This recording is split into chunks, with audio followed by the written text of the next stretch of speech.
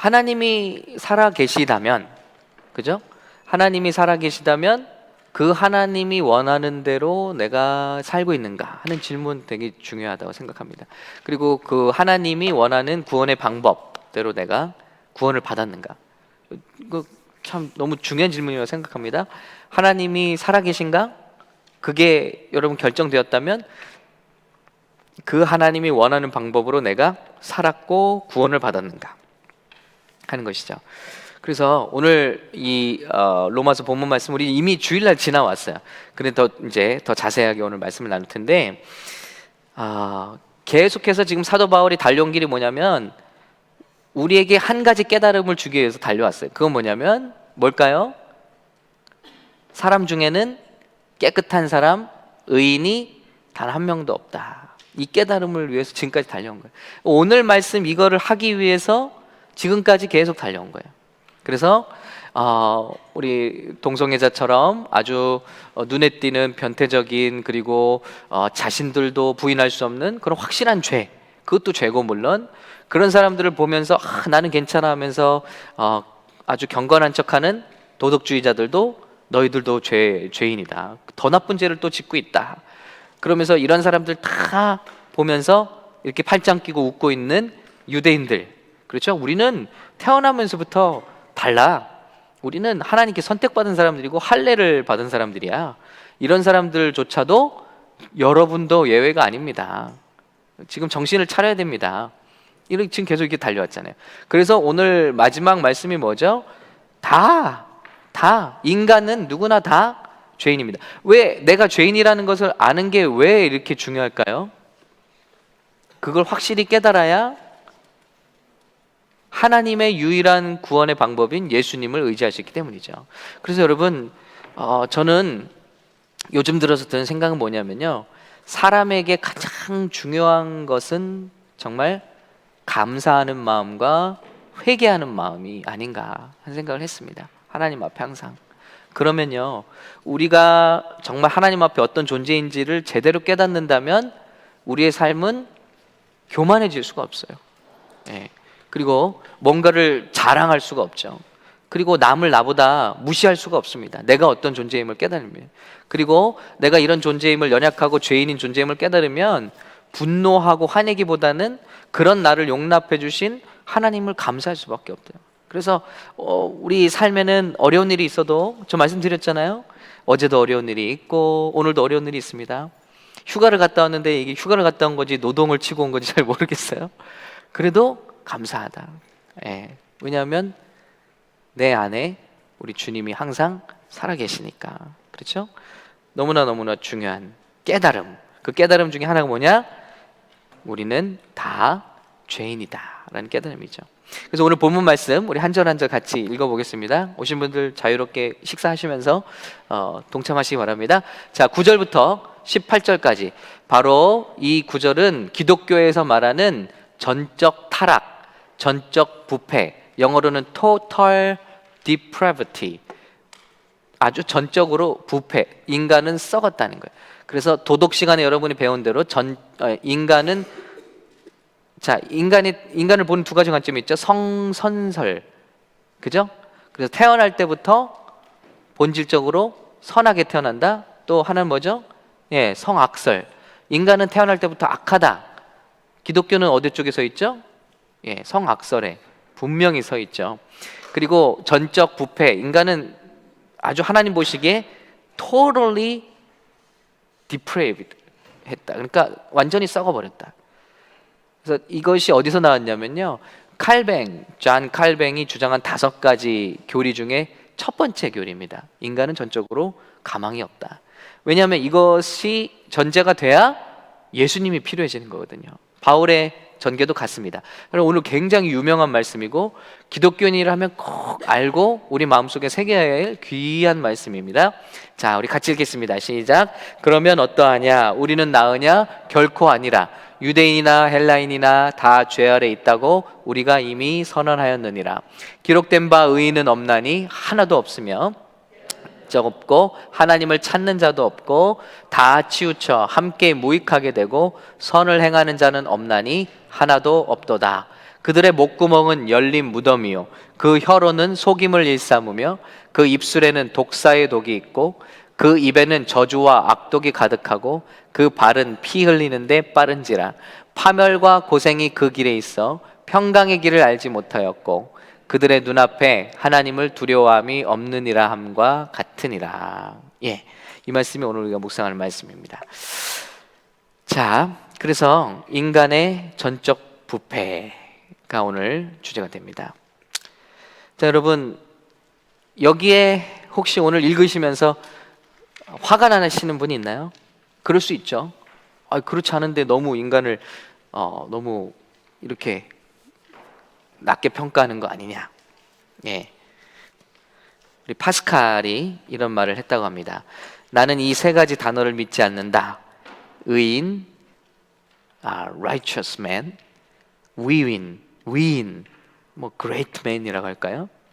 성자, saint, 아주 holy man.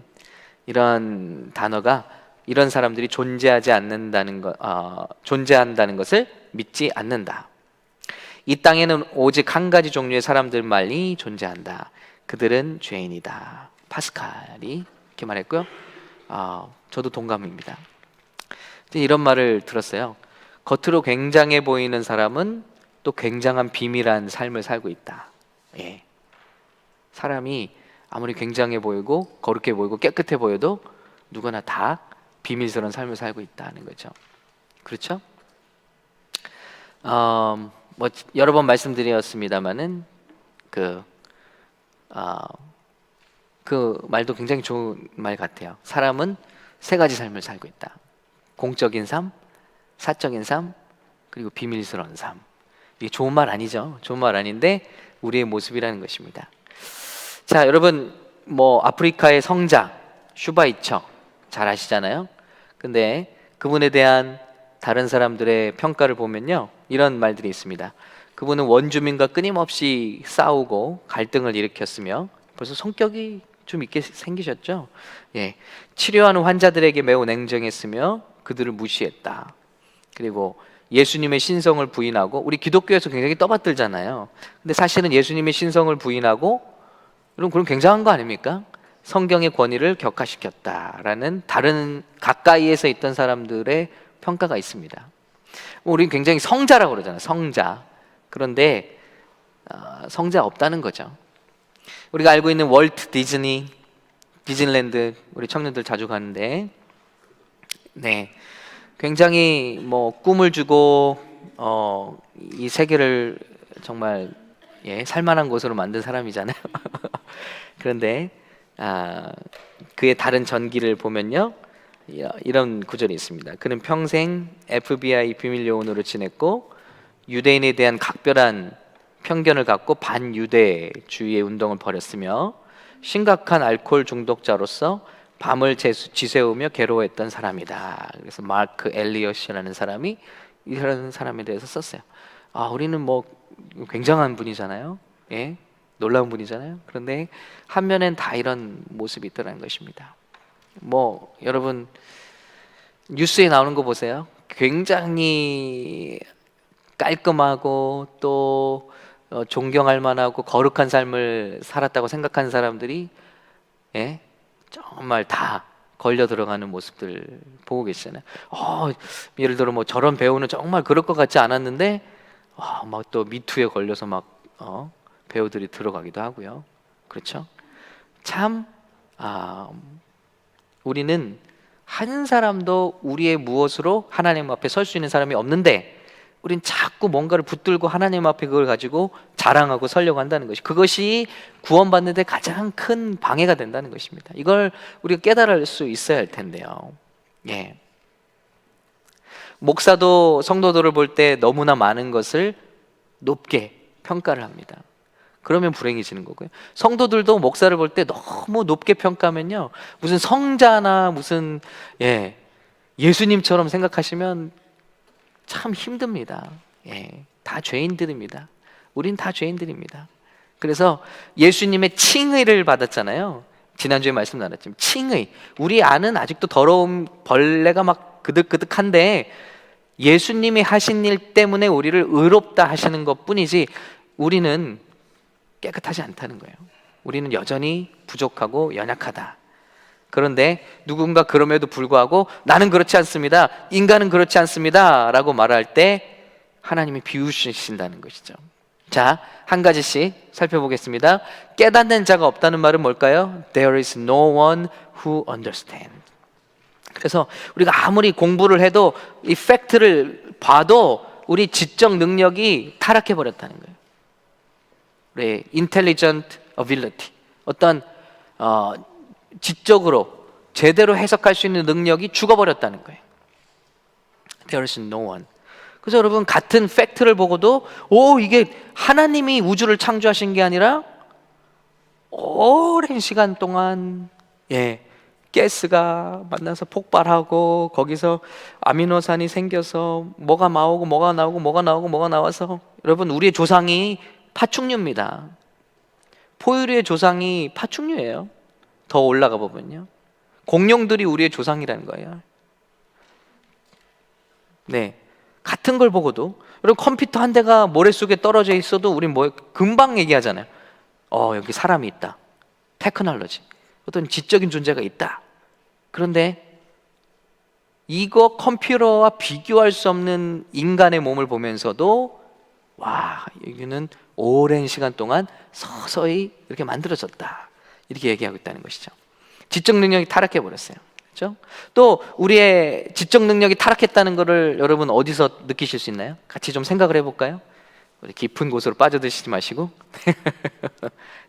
우리 이런 능력이 망가져 버렸다는 거, 여러분 어디서 느끼세요? 느끼셔야 됩니다. 이런 걸 느끼셔야 됩니다. 세상이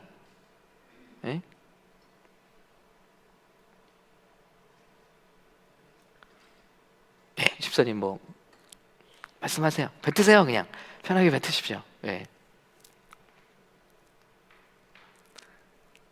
우리가 공부를 해도 하나님의 뜻을 알 수가 없죠. 성경을 많이 읽어도 구원을 받지 못한 사람들이 많이 생기죠. 성경을 가르쳐요. 여러분, 검색하시면요, 로마서 검색하시면요, 저도 깜짝 놀랐어요. 유튜브에 얼마나 많은 강사들이 나온지 몰라요. 예수 안 믿는 사람도 같이 돌 김용 누구죠? 그분도 로마서 강의했더라고요. 가르칠 수 있어요. 그런데 아무리 공부해도 구원에 이르는 길을 모르는 거죠. 지적 능력이 죽어버렸습니다. 그렇죠? 거기 그림에 보시면은 이제 머리 쪽이, 그죠? 브레인 쪽이 공부를 해도 예수님을 만날 수가 없어요. 진리를 깨달을 수가 없습니다. 그죠? 자, 두 번째 그런 증거로 한번 제가 이 그림을 준비했는데요. 여러분, 이 그림 보시면 뭐가 보이십니까? 뭐가 보이세요? 뭐가 보여?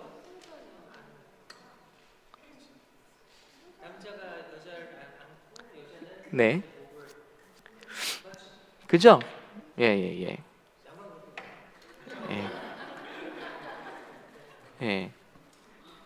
뭐 남자 여자 보이시죠?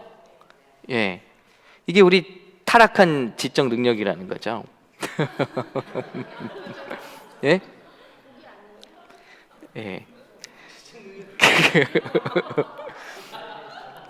여러분, 이걸 보실 때 돌고래가 보이시나요? 돌고래가 보이세요? 아니, 답을 드려도 보이시냐고, 돌고래가. 어떻게 해요? 자, 여기 돌고래 한 마리, 두 마리, 세 마리, 네 마리, 다섯 마리, 여섯 마리. 저기 뒤쪽으로 돌아가면 여기 일곱 마리. 총 9마리가 있어요. 자, 그런데 놀라운 사실은 이게 심리학자들이 쓰는 그림인데, 이걸 애들한테 보여주면 남자 여자라고 안 한대요. 이걸 딱 보면 돌고래만 보인대요. 그런데 타락한 우리들은 돌고래라고 답을 줘도 돌고래가 안 보여.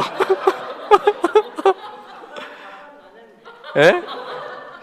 근데 제가 걱정이 하나가 있는데 뭐냐면 우리 교회 애들 보여줘도 남자 여자를 볼 것 같은 거예요. 해볼까요? 일단 애들 보여주면 10중 8구 돌고래라고 한대요. 그러니까 이게 뭘 말하는 거냐면 우리가 지적으로 정보를 얻는 것도요 다 내 마음속에 있는 대로 왜곡된 걸 받아들인다고요. 그게 우리가 무너졌을 때 문제라는 것이죠. 그래서 내 마음대로 듣는 거예요. 그러니까 제가 주일마다 광고를 하잖아요. 주일마다 광고를 하는데 듣는 분들의 해석이 다 분분하더라고요. 자기가 듣고 싶은 대로 듣는 거예요. 깜짝 놀라요. 아니 그렇게도 받아들일 수가 있나? 예. 근데 그게 뭐냐면 우리 지적 능력이 이미 내가 원하는 대로 받아들이기 때문에 하나님의 진리의 말씀을 아무리 받아들여도 똑같은 팩트를 봐도 여기에 물들어 있으면 남녀의 에로틱한 장면밖에 안 보이고 저도 한참 찾았어요. 이게 어떻게 돌고래냐. 예. 근데 순수한 어린이들의 눈으로 보면 물고기로밖에 안 보인다는 거예요. 한 마리, 두 마리, 세 마리, 네 마리, 다섯, 여섯, 일곱, 여덟, 아홉 마리네요. 네.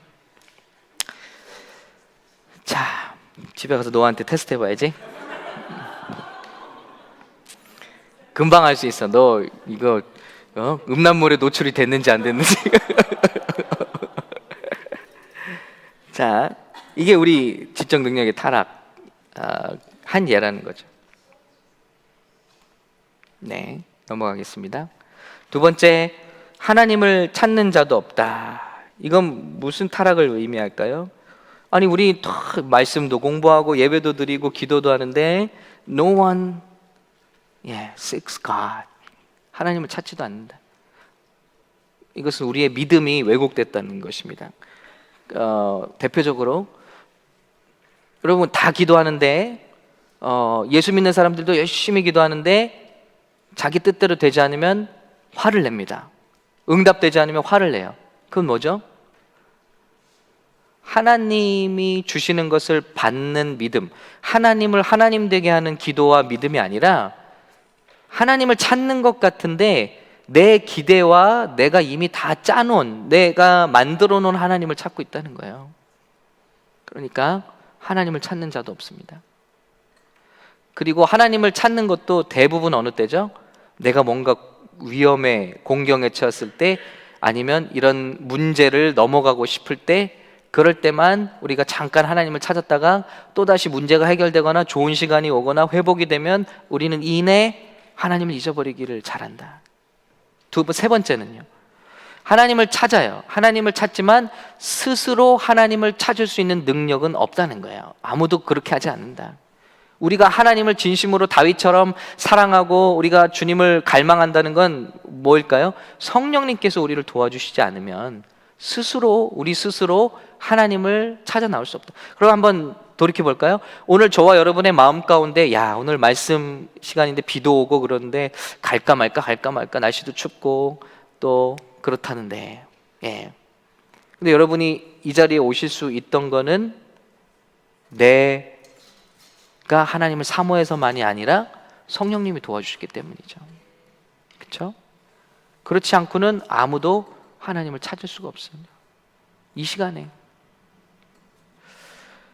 그런데 그런 도움이 없이는 사람은 단 한 사람도, 하나님 보시기에 단 한 사람도 하나님을 찾는 자가 없다는 거예요. 목사도 마찬가지입니다, 여러분. 그래서 훌륭한 목사가 되려면 악질 장로님들이 있어야 된대잖아요. 악질 장로님들이 없으면 목사가 기도 안 한대요. 그리고 훌륭한 남편이 되려면, 훌륭한 철학자, 사색가, 어떤 위인이 되려면요, 나쁜 아내가 있어야 된다네요. 아니면 좋은 아내 플러스 악질 장모, 이렇게 있어야 아주 훌륭한 위인이 만들어진다고 합니다. 그러니까 제가 왜 이 말씀 드렸지? 누군가 우리를 자극하지 않으면, 도와주지 않으면, 그러니까 우리가 문제를 넘기기 위해서 하나님을 찾을 때가 참 많다는 거죠. 그렇죠? 그러니까 저는 문제를 다 해결받고 잘 되고 뭐 경제적으로도 회복되고 부자 되고 참 그런 분들이 하나님을 변함없이 열심히 섬기는 모습을 보면 너무너무 감동스럽습니다. 저 자신도 그렇지 않거든요. 예. 목사이지만 그렇지 않거든요. 하나님이 은혜 주시지 않으면 하나님을 찾고 싶은 마음이 별로 안 들어요. 예. 하나님의 보실 때 우리는 다 똑같다는 것입니다. 그렇죠? 예, 믿음이 타락했습니다. 그래서 칼바르트가 이렇게 유명한 신학자입니다. 예, 이렇게 말했습니다. 같이 읽어볼까요? 시작. 예, 사람들이 하나님을 찾고 있는 것 같지만 사실 우상을 찾고 있는 것에 불과하다. 예, 많은 사람들이 하나님 자체를 찾지 않는다는 거예요. 하나님이 주시는 축복, 하나님이 주시는 문제 해결. 우리가 새벽 기도에 나와서 정말로 우리 제목이 하나님을 듣고 싶어서 왔어요. 하나님의 음성을 듣고 싶어서 왔어요. 하나님의 인도하심을 받고 싶어서 왔어요. 뭐 달라는 게 아니라 정말 그러고 싶어서 왔어요 라고 기도할 수 있다면 놀라운 기도라고 저는 생각합니다. 기도는 단순히 뭔가를 얻어내는 통로가 아니거든요. 기도는 관계가 이루어지는 순간이거든요. 제가 어떤 책을 요즘에 읽다 보니까 이런 사람이랑은 절대 사귀지 마라 라는 몇 가지가 있었어요. 그 중에 한 가지가 뭐였냐면 문제 있을 때만 아는 척하는 사람. 예. 그런 사람은 당신이 피곤해진다. 그러니 사귀지 말라라고 이런 성공학 책에서 말하더라고요. 네, 내 자신이 그런 걸 아무튼 들켜버린 것 같아요. 우리 다 그렇다는 거죠. 예, 그렇죠? 그리고 다음은 뭐죠? 우리 치우쳐 무익하게 되었다. All have turned away. 그래서 이것은 무슨 타락일까요? 내가 하고 싶은 대로 다 한다는 거예요. 우리의 의지, will 이것도 썩어버렸다. 그래서 하나님이 원하시는 일이 아니라 하나님을 믿는다고 하면서도 내 하고 싶은 대로 한다. 자, 그리고 선을 행하는 자도 없다 그랬습니다. 그래서 다 말씀 듣고 아멘 감동받았습니다 하는데 그걸 나가서 실천하지 않는다. 빌 하이비스 목사님의 그 책을 보면요, 초반에 그런 엄청난 일들이 일어났대요. 사역 초반에 그런 일들이 일어났대요.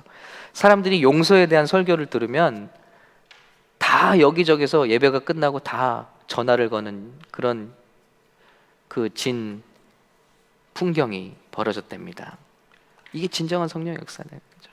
다 전화 걸어서 용서를 해달라고, 혹은 내가 용서한다고, 그리고 우리 다시 관계를 회복하자, 이런 실제로 말씀을 듣고 끝나자마자 이것을 실제로 실천하는 역사들이 일어나는, 그게 강력한 성령의 역사죠. 근데 여기서 오늘 말씀 좀 감동적인데 오늘 정 목사가 나를 좀 감동시키는구만 이 정도로 하고 아무런 움직임, 회개, 변화, 실천이 없다면 그 순간은 뭐죠? 우리가 지식만 쌓여가고 있다는 거죠. 행하는 것, No one who does good, 행하지 않는다, Not even one. 그래서 행위의 타락, 우리 손으로 하는 것들이 다 부패되었다는 것. 그래서 우리가 오직 하는 게 무엇입니까? 악을 행한다. 자, 이제 또 넘어갑니다. 목구멍은 열린 무덤이다. 제가 설교 때 말씀드렸습니다만은 마음의 타락, 목구멍의 타락이 아니죠. 목구멍이 타락이 아니라 마음의 타락입니다. 왜냐하면 왜 목구멍이 열린 무덤과 같냐 말씀드렸죠. 이스라엘 사람들은 우리나라처럼 시체를 땅속에 파묻고 흙을 덮어서 장사 지내기보다는 큰 동굴 안에, 서늘한 동굴 안에 시체를 염을 해서 집어넣습니다. 그렇죠? 그리고 나서 그냥 돌문을 닫는 거예요. 그러니까 중동이 굉장히 뜨겁잖아요. 그러면 그 안에서 시체가 썩겠죠. 그러니까 문을 열면 어떻게 되겠습니까? 아주 썩은 내가 거기 안에서 확 바깥으로 나오겠죠. 그러니까 예수님이 너희는 회칠한 무덤 같다라고 한 게 왜 그랬냐면요, 이 사람들은 이 안에 썩은 것이 그대로 있고 겉에만 뭐하죠? 자꾸 석회질을 갖다 바르는 거예요. 냄새 안 나고, 그리고 그럴듯하게 겉에만 꾸미고 있다는 거예요. 그게 바리새인 서기관들에게 예수님이 하신 말씀입니다. 사람이 변화가 일어나려면 중심에, 이 안에 썩은 거를 갖다 치워야 되잖아요. 없애버려야 되잖아요. 제가 오래오래 두고 얘기하는데, 예전에 우리 한 청년 중에 바쁜 청년이 있었어요. 외투에다가 맥도날드 햄버거를 넣고 그 옷장에다 걸어놓은 거예요. 근데 시간이 한 달, 두 달 지났는데 어디서 퀴퀴한 냄새가 나더라는 거예요. 그래서 옷장에다가 막 향수를 뿌리고 그걸 뿌렸대요. 근데 냄새가 안 없으시더래. 알고 봤더니 외투 주머니 하나에 맥도날드 버거 하나가 그대로 썩어가고 있다는 거예요. 근데 놀라운 건요, 그 맥도날드 버거 썩는 게 아니라 미라처럼 쪼그러들고 있대요. 썩지를 않대요. 그러면서 퀴퀴한 냄새를 풍기는 거예요. 그러니까 맥도날드 먹어도 속에서 이게 소화가 안 되나 봅니다. 그대로 그 모습 그대로 쪼그러들고 미라처럼 돼버렸대. 맥도날드 미라, 버거 미라. 예. 그러니까 여러분, 냄새가 나는 거를 막 없애려면 어떻게 되죠? 그걸 갖다 버려야 되거든요. 근데 우리는 계속 향수만 뿌려야 되는, 이게 뭐죠? 종교입니다. 종교. 이 안에는 그대로 변화되지 않고 겉모습만, behavior, 이거 행동만 바꾸려고 하는 거예요. 여러 번 우리 강사님들 계속 오셔서 공통적으로 말씀하셨죠? 예. 진리가 들어와서 우리 생각이 변화를 받아서 우리 안에 속에 있는 비진리가 완전히 바깥으로 나가야 돼요. 그럴 때만 이것이 나를 변화시키죠. 외적으로도. 그런데 목구멍이 열렸다. 목구멍이 열린 무덤이다. 그러니까 입만 뱉으면 죽이는 말, 불평하는 말, 원망하는 말, 중상모략하는 말, 시기 질투하는 말들이 나오죠. 왜냐하면 그 안에 이건 마음이 썩었다는 거예요. 목구멍이 썩은 게 아니라 마음이 타락했다는 거죠. 그렇죠? 그래서 여러분, 불평하는 사람들 가만 보세요. 입만 열면 불평해요. 이 문제에 대해서 불평하잖아요. 그 이 문제를 없애주면 불평이 없어질까요? 인의 B라는 문제를 또 찾아냅니다. 그래서 이래서 문제야. 그럼 B라는 문제를 없애줘 버리면 괜찮을까요? C라는 걸 찾아냅니다. 인생이 그냥 불만이에요, 불만. 근데 감사하는 사람은요, A라는 조건을 줘도 감사하고, B라는 조건을 줘도 감사하고, C라는 조건을 줘도 감사한 거예요. 네. 이게 뭐의 문제죠? 마음의 문제예요. 마음이 썩었다는 거예요. 그죠? 자꾸 불평만 못하게 한다고 그게 해결이 아니라 마음이 변화를 받아야 된다는 거죠. 마음의 타락. 그래서 입만 열면 안에 썩은 말들이 나오겠죠. 그래서 입에는 저주와 악독이 가득하다. 여기서부터 시작해서 이제 이 혀로 나오는 거예요. 저주와, full of cursing and bitterness.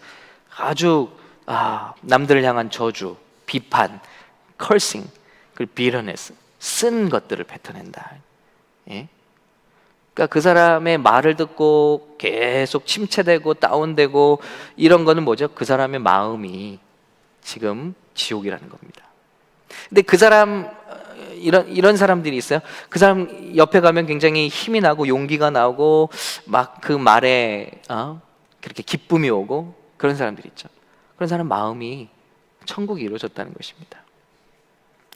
자, 혀의 타락, 마음, 혀, 이게 다 타락했다고 선포하는 거예요. 그죠?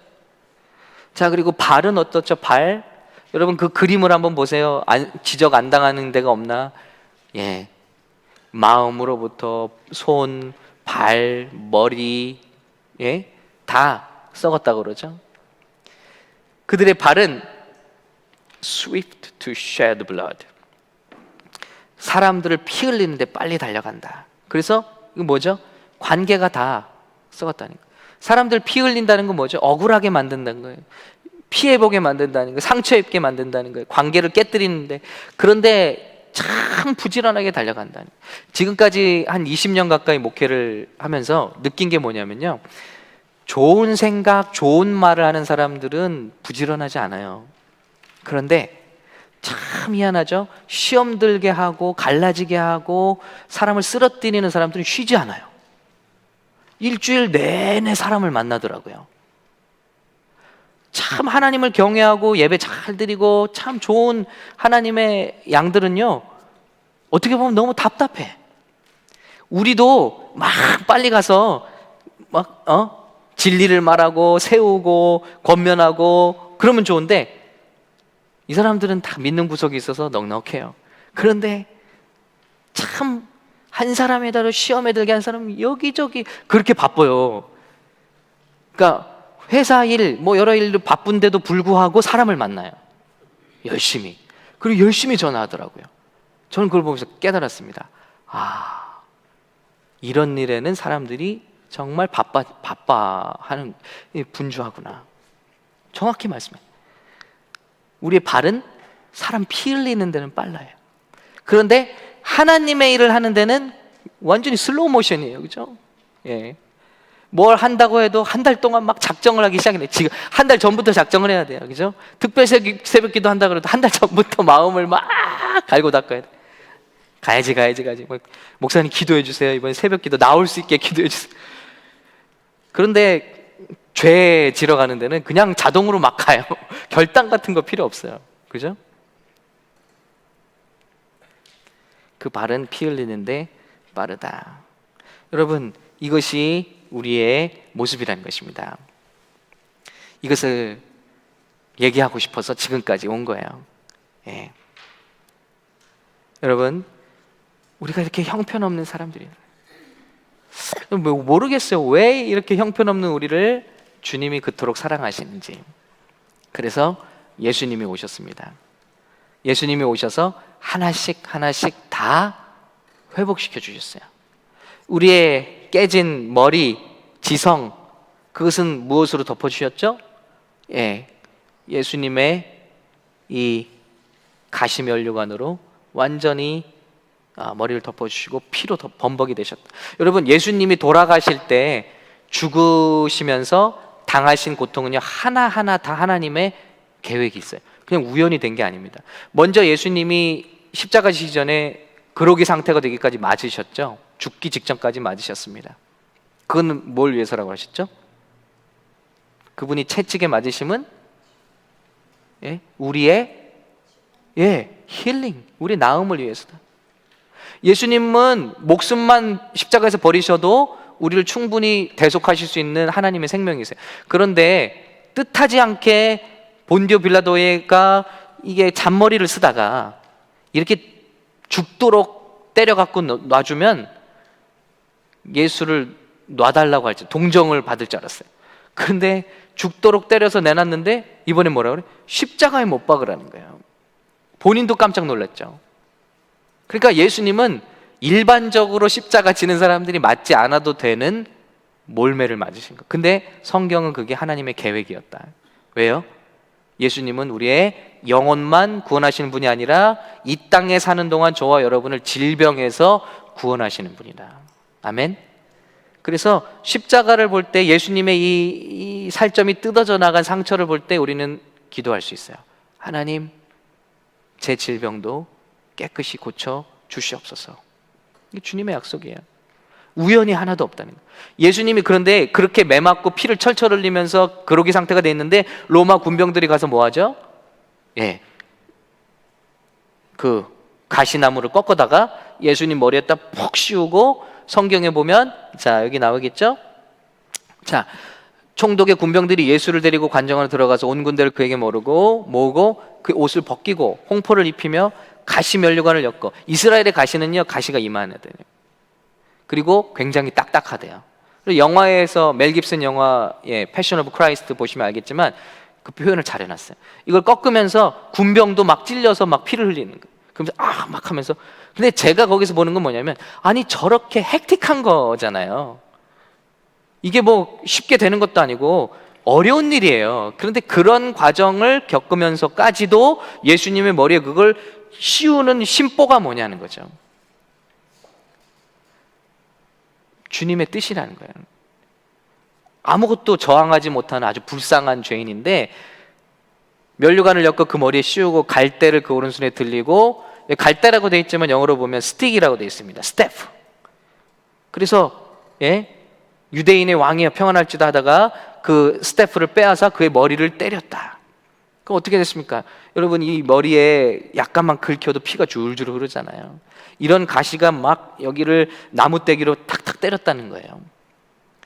그러면 피투성이가 됐겠죠. 아마 형체를 알아볼 수 없게 피투성이가 되셨을 거예요. 그 왜 그러셨을까요? 우리의 모든 머리로 지은 죄들, 머리로 지은 모든 반역, 죄들을 예수님의 피로 다 회복시키기 위해서, 덮기 위해서 그러셨다는 것입니다. 그렇죠? 그런데 이 사실을 깨닫지 못하면 내 머리가 얼마나 하나님을, 진화론도 마찬가지잖아요. 진화론. 하나님을 어떻게 대적하잖아요. 인간의 머리로 한 모든 죄악들, 이런 것들을 예수님이 머리로 덮으셨다는. 그리고 두 번째, 마음의 타락이 있어요. 마음의 타락. 그런데 그것은 예수님이 침 뱉음을 당하셨어요. 마음의 죄를 우리가 회개해야겠죠. 왜냐하면 이렇게 침을 해서 예수님 얼굴에 뱉는 장면들이 있죠. 군병들도 그렇고 제사장들도 그렇고, 야 이건 신성모독이다 하고 침을 해서 뱉죠. 그런데 이것조차도 하나님의 플랜이었다는 거예요. 뭐라고 되어 있습니까? 이미 예수님의 죽음에 대해서, 자 이거 같이 읽을까요? 시작. 나를 때리는 자들에게 내 등을 맡기며 나의 수염을 뽑는 자들에게 나의 뺨을 맡기며 수욕과 침뱉음을 피하려고 내 얼굴을 가리우지 아니하였느니라. 500년 전에, 예수님 오시기 500년 전에 이사야 선지자를 통해서 예수님이 이렇게 죽으실 것인데 침뱉음을 당한다는 거예요. 근데 얼굴을 피하지 않겠다. 그 침을 다 맞아서 머리로부터 흐르는 모든 보혈로 다 덮으시고 십자가로 올라가시겠다는 거죠. 침은 뭐라고 몇 번 강조했죠? 단순히 침이 아니라 한 사람이 한 사람을 모욕할 수 있는 가장 더러운 엑기스의 결정체죠. 엑기스. 그죠? 정말 더럽고 가증스럽고 내 모든 미움과 내 안에 있는 모든 이런 것들을 담아서 한 사람을 욕하고 싶어도 어떻게 해요? 하고 침을 뱉겠죠. 그게 뭐냐면 인간의 썩은 우리 마음 속에 있는 모든 썩은 것들이에요. 그것의 결정체, 예수님이 얼굴에 맞으시고 돌아가셨다. 그래서 우리는 예수님의 십자가의 얼굴을 볼 때마다 우리 마음을 치유하시고 씻으시고 회복시키시는 우리 예수님을 만나야만 한다는 것이죠. 자, 손에 대못을 맞으셨습니다. 뭘까요? 우리 인간의 손으로 한 모든, 아까 행위가 타락했잖아요. 손으로 하는 행위가 행함이 없고 행하는 것마다 다 죄를 지어요. 예수님 말씀하셨죠? 너희가 눈이 범죄하거든 눈을 빼어버리라. 눈이 없이 천국에 들어가는 편이 눈을 가지고 지옥에 가는 것보다 낫다. 그리고 너의 손이 범죄하거들랑 계속 범죄하게 되면 그 손을 잘라버리라. 한 팔이 없이 천국에 가는 것이 두 팔을 가지고 지옥에 가는 것보다 훨씬 낫다는 게. 그런데 우리의 손은 항상 범죄하는 데 빠릅니다. 예수님이 우리의 손을 대신해서 양손에, 이 손이 어떤 손입니까? 예수님 손이 우주를 창조하신 손이시잖아요. 바다를 잠잠케 하신 손이시잖아요. 능력의 손이시잖아요. 인간을 정말 말 한마디로 군병들을 쓰러뜨리시는 손이잖아요. 병자를 낫게 하신 손이잖아요. 눈먼 자를 보게 하신 손이잖아요. 그런데 이 손을 가지고 인간의 손에 끌려서 힘없이 이 하나님의 손이 인간의 손에 묶임을 당하고 여기에 대못을 받으셨다는 거예요. 뭘 말씀하신 거죠? 그분이 연약해서가 아니라 그분이 우리를 위해서 주셨다는 거죠. 팔을 벌려주셨다는 거죠. 그건 뭐냐? 우리 손으로 지은 모든 죄를 커버하기 위해 하셔서. 십자가는 그냥 막연히 십자가가 아닙니다. 십자가에서 이루어진 하나하나를 묵상할 때 우리가 굉장한 치유를 받습니다. 회복을 받습니다. 왜냐하면 거기 비밀이 있기 때문에. 자, 세 개의 못, 그래서 십자가에 못 박힌 게 뭐냐? 이거죠. 우리 같이 읽을까요? 시작. 우리를 거스리고 우리를 대적하는 의문에 쓴 증서를 도말하시고 제하여 버리사 십자가에 못 박으시고 정사와 권세를 벗어버려 밝히 드러내시고 십자가로 승리하셨느니라. 십자가에 예수님이 대못에 박히신 게 뭐가 박힌 거냐? Having canceled the written code. 쓰여진 율법, written code야. 인간은 뭘 지켜야 돼, 뭘 지켜야 돼 이런 것들 그게 박혀버렸다는 거예요. With its regulations. 그거에 대한 모든 regulation, 그죠? 법적인 우리가 지켜야 할 것들, 규칙들. That was against us. 근데 그 대부분은 다 우리를 향해서 다 이렇게 거스리는 것들이에요. 왜냐하면 우린 다 범법자거든요. 살인하지 말라 했는데 우린 살인했어요. 간음하지 말라 했는데 간음했어요. 이웃의 것을 탐하지 말라 했는데 우리는 탐하였어요. 아무것도 우리를 잘했다고 하는 게 없어요. 그래서 that was against us and that stood opposed to us. 우리에 대해서 거스리고 우리를 정말 반대편에 몰아세우는, 코너에 몰아세우는 그런 것들을 nailing it to the cross. 십자가에 못 박아버린 것이다. And having disarmed the powers and authorities. 그래서 무장해제시켜버렸어요. 그의 힘과 어떤 권위들을 다 disarm.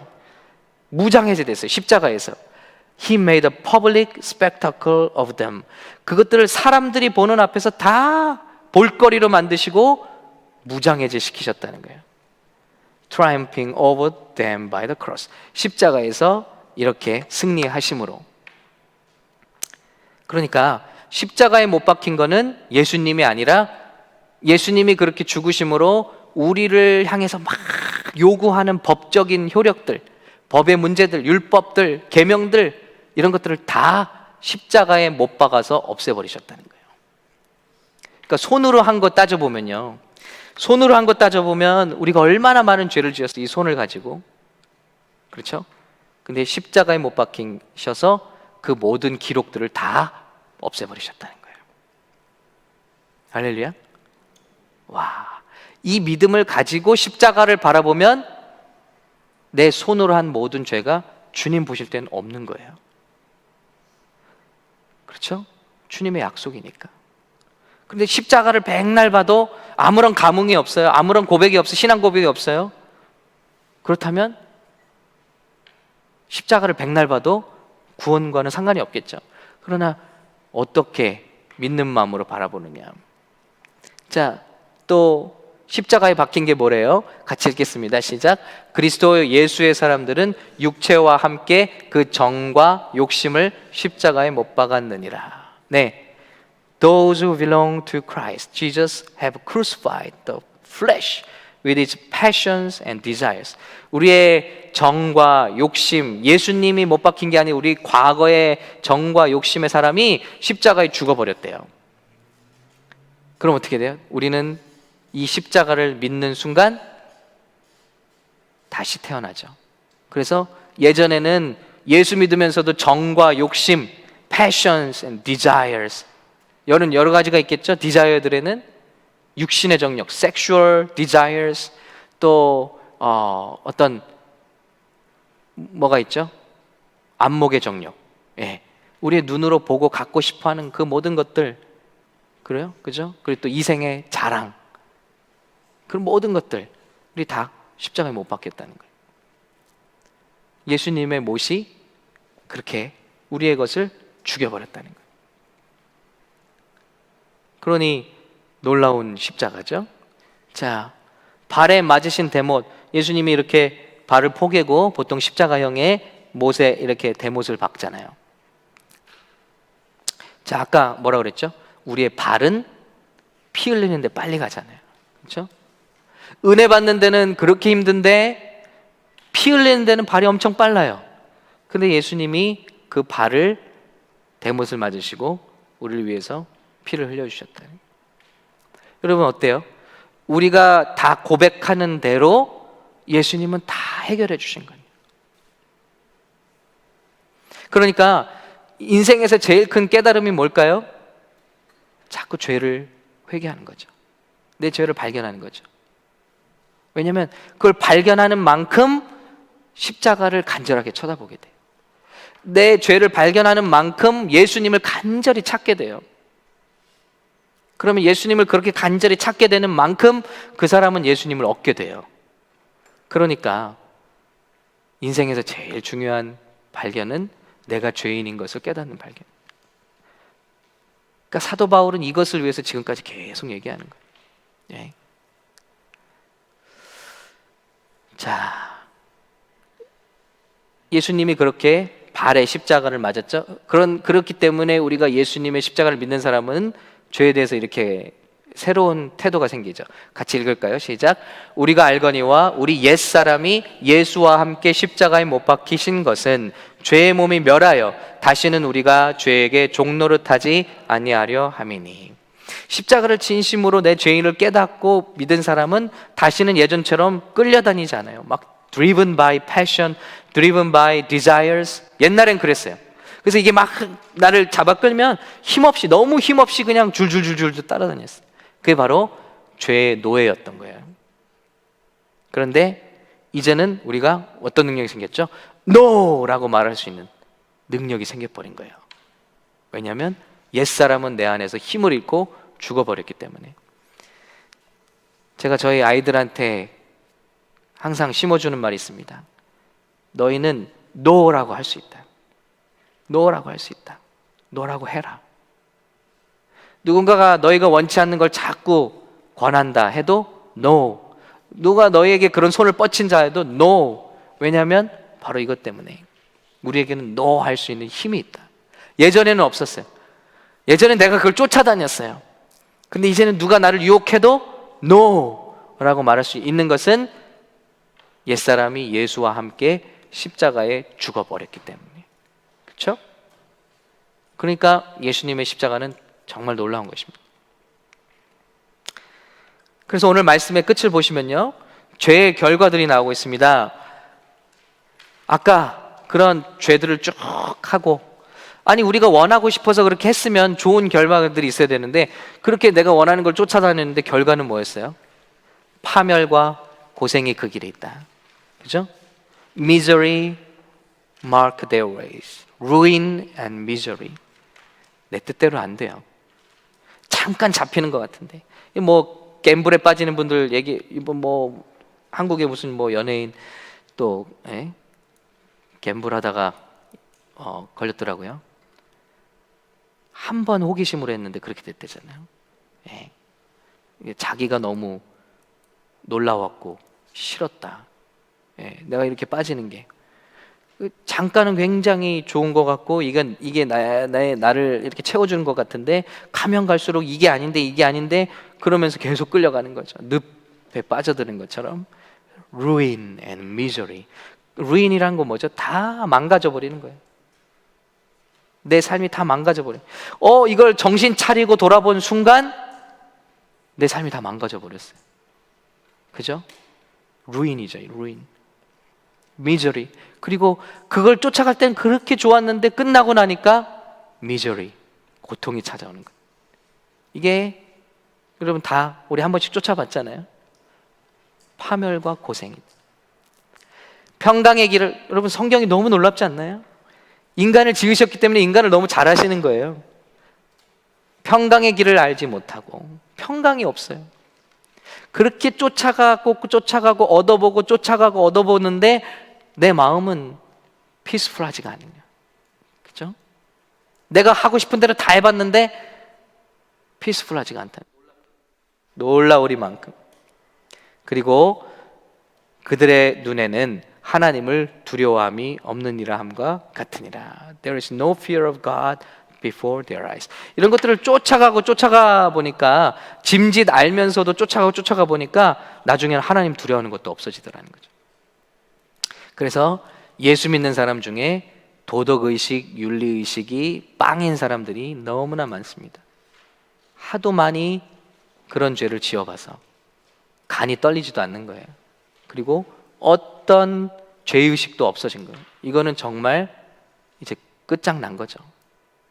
정말 마지막으로 돌이키는 회개가 없다면 아무리 예배를 드리고 우리가 예수를 믿는다 해도 이미 너무나 깊은 곳으로 가버린 거죠.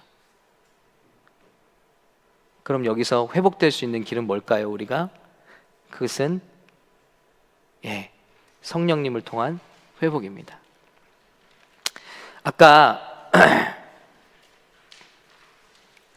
우리의 지성이 망가져 버렸잖아요.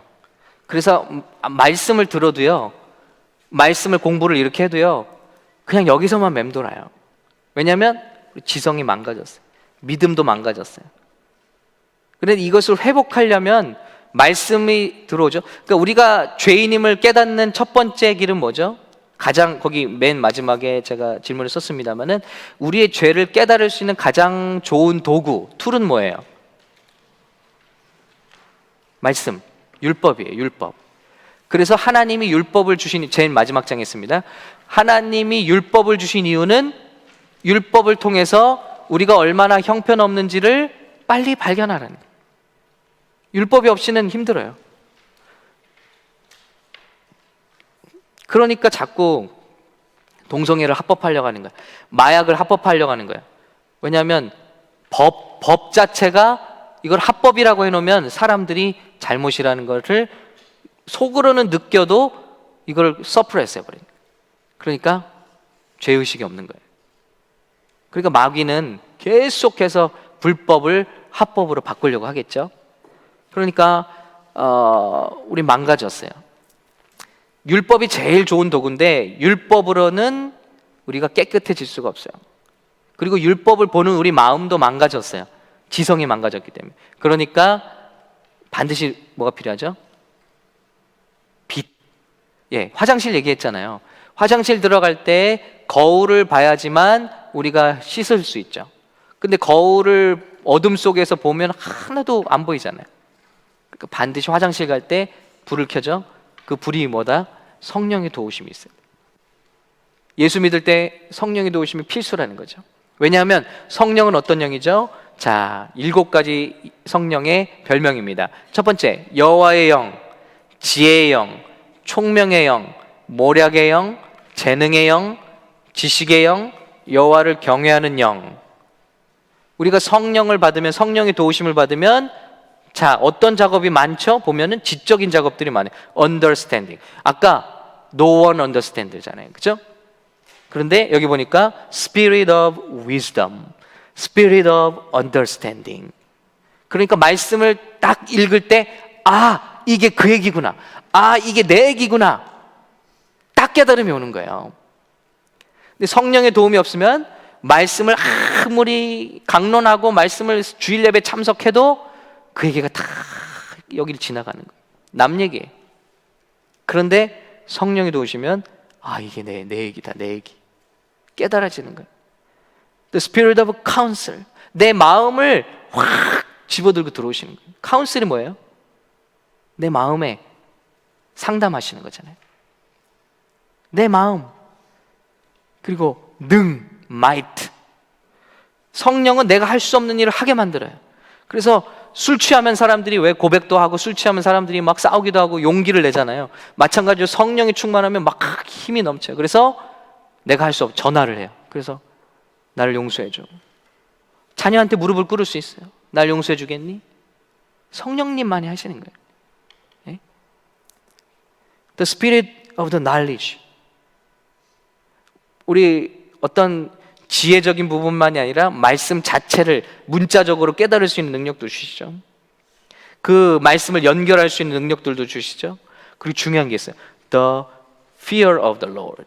Spirit of the fear of the Lord. 하나님을 경외하는요. 그래서 아까 뭐가 문제예요? 사람의 결말은 썩은 부패한 사람들의 결말은 그들의 눈앞에 결론적으로 하나님을 두려움이 없느니라. 그런데 성령이 오시면 성령이 하시는 일이 무엇이죠? He is the spirit of the fear of the Lord. 하나님을 경외하게 하시는. 여러분, 하나님이 무섭지 않은 사람들은 별별 일 다 합니다. 예수 믿으면서. 하나님을 두려워하지 않아서 그래요. 아까 누가 그랬지? 깨달음? 하나님 앞에 산다는 깨달음? 누구요? 타일러. 이런 사람들은요, 하나님을 두려워하는 사람들은요, 어디다 놔도 괜찮아요. 하나님을 두려워하지 않는 사람은 주인이 볼 때는 열심히 하고 주인이 보지 않을 때는 훔칩니다. 그러나 하나님을 두려워하는 사람들은요, 주인이 보건 보지 않건 최선을 다합니다. 왜냐하면 사람에게 하는 게 아니기 때문에. 요셉이 이집트에서 성공할 수 있었던 이유가 뭐죠? 다른 청년들은요, 꿈이에요. 로망. 그게 뭐냐? 종으로 팔려왔는데 주인 아줌마랑 눈이 맞아서 정부가 되는 거예요. 그러면 이건 출세의 제일 빠른 길이에요. 근데 요셉은 뭐라 그러죠? 아주 인생 역전의 기회가 왔잖아요. 보디발의 아내, 그 나라의 2인자 경호대장의 아내란 말이에요. 그러니 얼마나 예뻤겠어요, 여러분? 아니, 못생겨서 시험에 들게 하지 마소서 이런 게 아니라고요. 그 나라 최고 권력자의 아내니까 얼마나 예뻤겠냐고, 아름다웠겠냐고. 그런데 동치마자 유혹이야. 그런데 요셉이 뭐라 그러죠? 세상은 다 그럴지 몰라도 나는 여호와와 내 주인에게 죄를 지을 수 없습니다라고.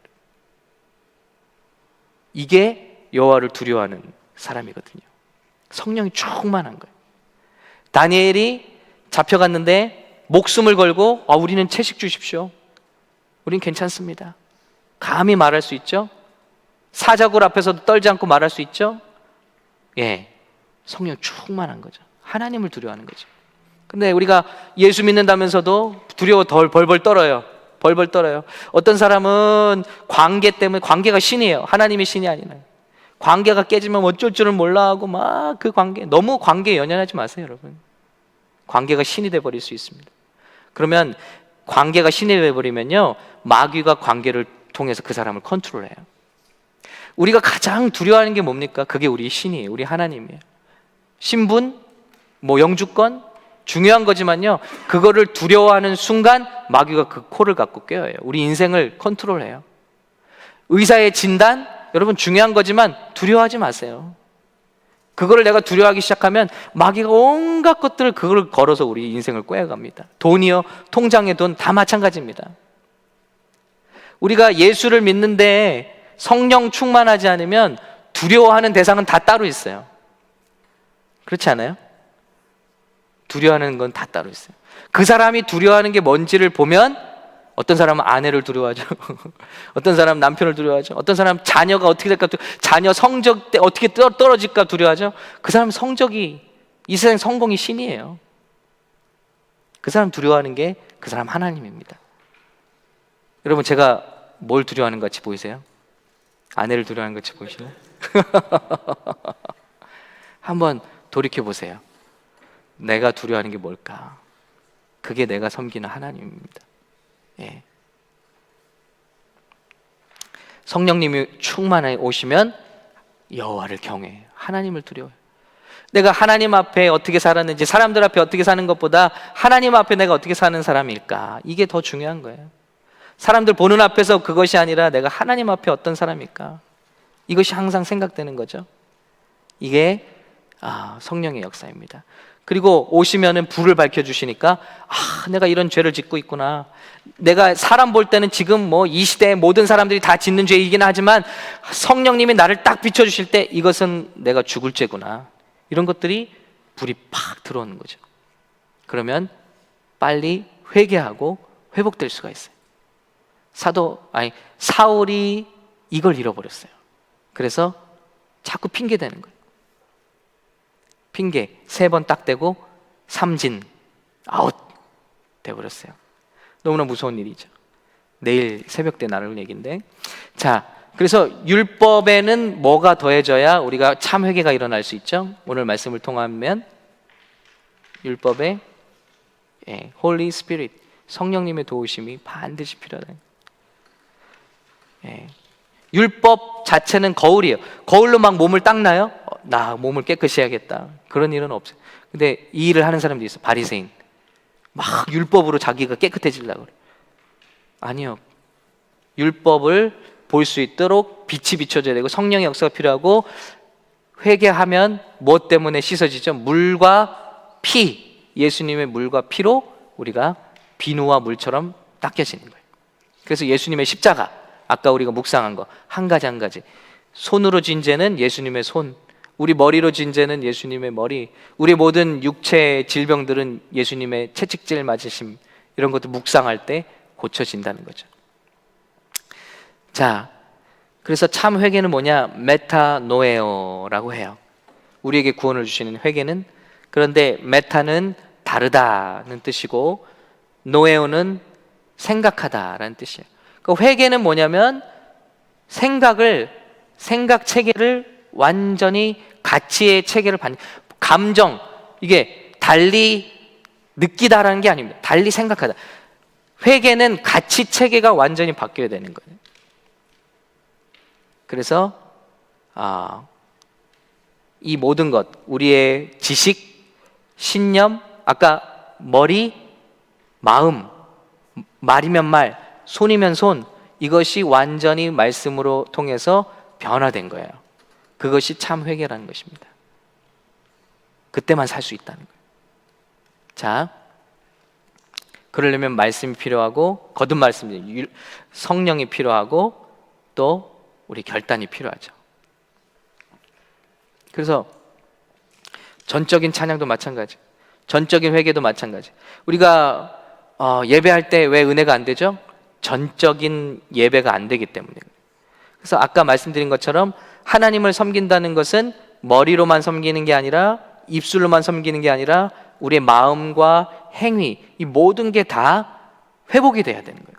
그래야 참 예배가 되는 거죠. 그런데 대부분 사람들이 예배를 할 때 어떻게 하죠? 예를 들어 왕이신 나의 하나님, 그럼 어떻게 하죠? 입으로는 찬양을 불러요. 왕이신 나의 하나님. 근데 머리로는 딴 생각해요. 그리고 손으로는 이 찬양을 부르고 나서도 여전히 엉뚱한 짓을 할 거예요. 그러니 이 예배가 하나님께 받아져지는 예배가 되겠습니까? 그러니까 하나님 말씀에 누가 좀 와서 저 성전문을 닫아버렸으면 좋겠다는 거예요. 우리가 산 제사가 되는 예배가 되려면, 변화하는 예배가 되려면 이런 지정의가 완전히 다 하나님께 드려진 예배가 돼야 돼요. 그래서 왕이신 하나님을 입으로 고백하죠. 그럼 우리 머릿속에는 무슨 생각이 들어야죠? 내가 왕이었던 모든 것을 다 내려놓습니다. 하나님, 왕이 되어주세요. 정말 그런 고백이 이 찬양을 하는 순간 계속 나와야 되는 거예요. 머릿속엔 그 생각이 들어가야 되고, 그 다음에 우리의 손은 어떻게 되죠?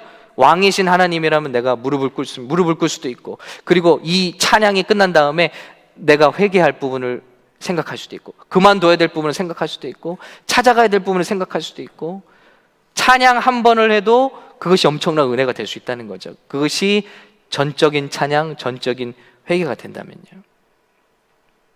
오늘 주님은 그런 의미에서 인간은 다 타락했다는 거예요. 그럼 여러분, 당신 암 걸렸어. 이 소식이 나쁜 소식이 대부분이죠. 그러나 좋은 소식이 될 수 있는 한 가지 조건이 있어요. 당신이 이런 암에 걸렸는데 확실한 치유의 약이 개발됐어. 이건 좋은 소식이죠. 왜냐하면 암을 몰랐다고 생각해봐요. 우린 죽는 거예요. 그냥 모른 채로. 우리 선교사님 지난번에 나눠주셨잖아요. 알고 났는데 말기였잖아요. 이거 너무너무 슬픈 소식이죠. 근데 암이 있어. 이게 바로 뭐죠? 넌 죄인이야. 그런데 그냥 죄인이야 라고 말하면 나쁜 소식이에요. 근데 주님의 말씀 뭐가 있죠? 그런데 너를 고칠 수 있는 방법이 있어. 그러니까 죄인이라는 소식은 굿뉴스입니다. 이 사실을 우리가 직면해야 돼요.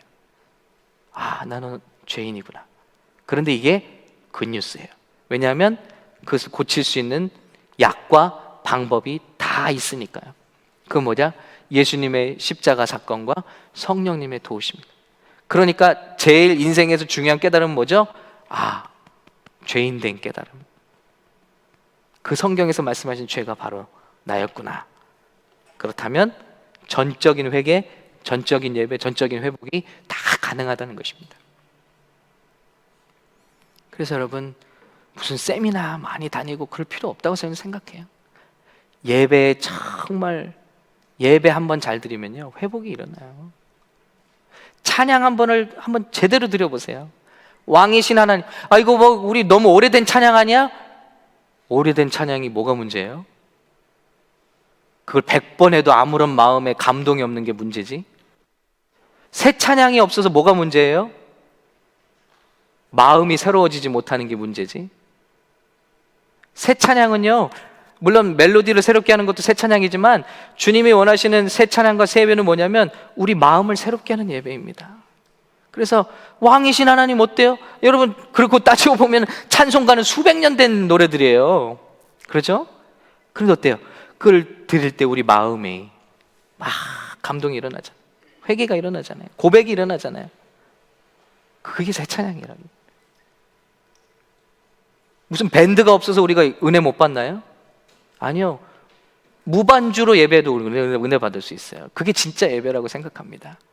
예, 지정의가 입으로 부르는 고백, 머릿속에 인식, 그리고 내 전적인 결단, 이것이 합쳐지면 주님 기뻐하시는 신령과 진리로 드려지는 예배가 될 수 있다는 것이죠. 찬양팀 여기 많이 계신데요, 연주하면서 여러분이 찬양하면서 한 번을 그렇게 한번 해보세요. 연주는 하면서도 다른 생각할 수 있어요. 내가 연주를 제대로 하고 있나? 코드가 다음 코드는 뭐지? 여기서 맞추기로 했는데, 여러분 이건 예배 아니에요. 여러분 퍼포먼스 하는 거예요. 그런데 제가 항상 기도하는 바가 있거든요. 제가 말씀 전하면서 하나님의 영광을 보게 해주십시오. 그리고 제가 말씀 전하면서 변화받게 해주십시오. 놀랍게도 예기치 못한 곳에서 성령의 감동이 와요. 이 대목은 정말 아닌데 거기서 눈물이 터져버려요. 전하면 것만이 아니라 저를 변화시키는 거예요. 제가 그 말씀을 읽으면서 전하면서 그게 제 영혼에 가르쳐지는 거예요. 그래서 저는 말씀을 전하면서 은혜를 많이 받아요. 말씀 전하면서 은혜를 받아요. 예배팀도 그래야 돼요. 찬양하면서 여러분이 제일 많이 깨지고 여러분이 제일 깊이 하나님을 체험해야 돼요. 한 가사를 고백하더라도 거기에 여러분 심령이 녹아 들어가야 되는데. 우리 예전에 우리 은혜교회 찬양 반주에 우리 전도사님이 반주한 그 앨범이 있어요. 그거를 들어보면요, 거기에 연주자의 그 감동이 들어있어요. 물론 벌써 수십 년 전에 녹음하셔서 지금의 어떤 패션과는 다를 수 있어요. 그러나 그 연주를 들을 때 우리의 마음도 요동치기 시작해요. 근데 중요한 거는 마음의 감정만이 아니에요. 우리의 정, 우리의 지, 우리의 의, 이 모든 것이 다 반응해야 돼요. 근데 우리는 은혜로운 예배를 뭘로 평가하죠? 뭔가 눈물이 쏟아지고 감정적으로 터치되면은 이게 은혜로웠다고 생각. 아니요. 진짜 은혜로운 예배는요, 우리의 지, 정, 의가 다 반응해야 돼.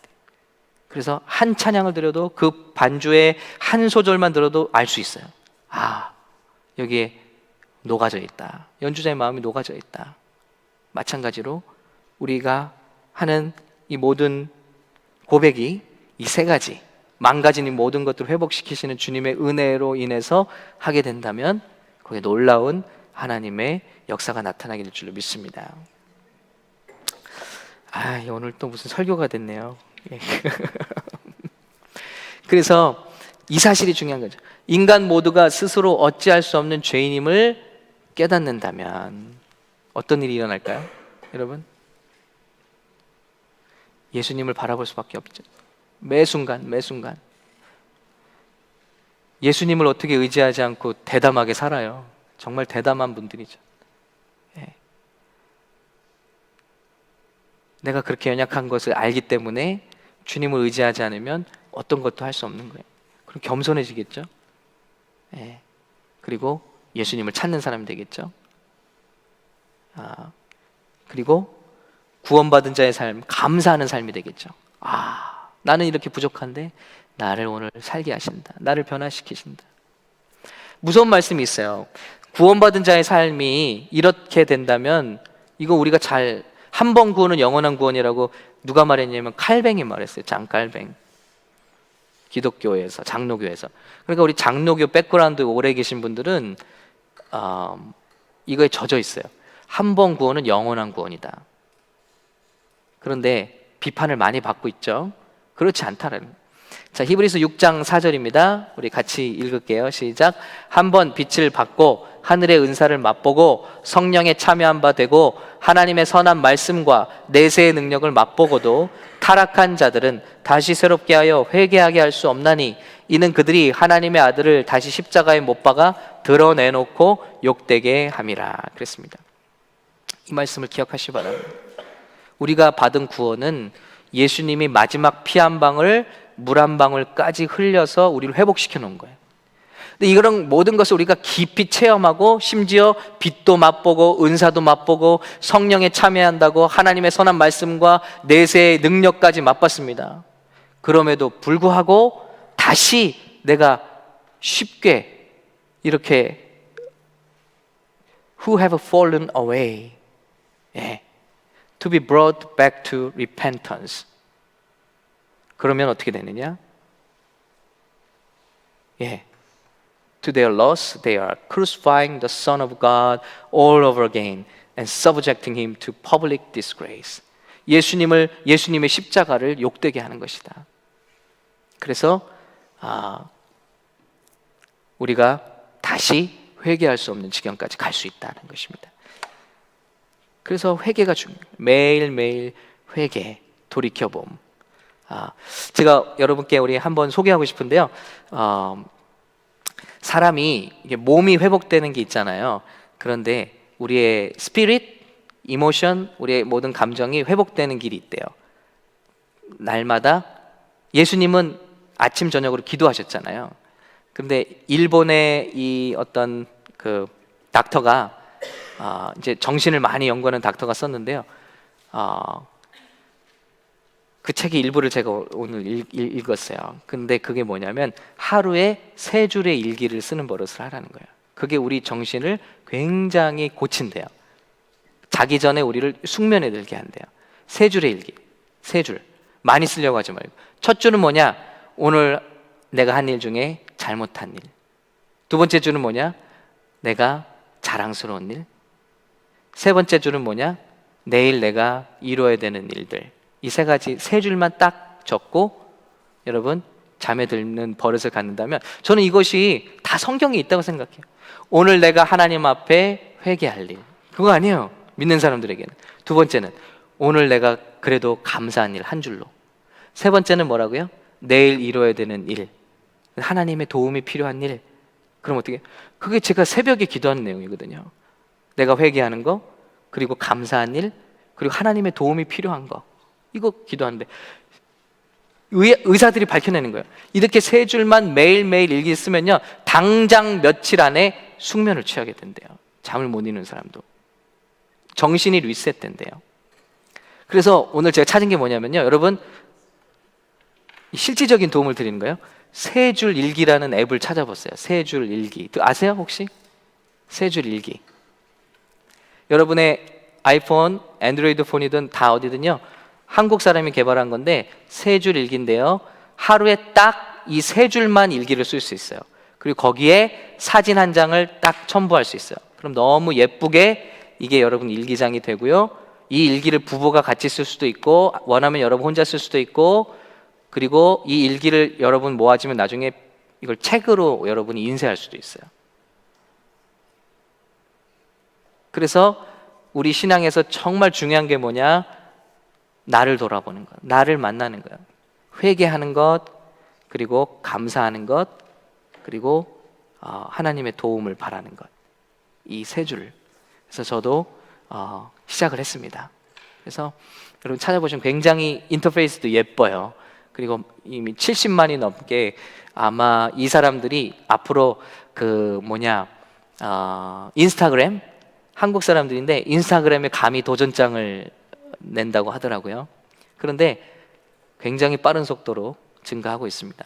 너무 좋은 발상이 그리고 의학적으로 굉장히 중요한 내용이고 영적으로 좋은 내용 같아요. 그래서 매일매일마다 우리를 바라보고 또 감사하고 주님을, 우리는 십자가 일기라고 하면 어때요, 여러분? 십자가 일기. 예, 감사한 것, 회개할 것, 그리고 주님의 도움이 필요한 것.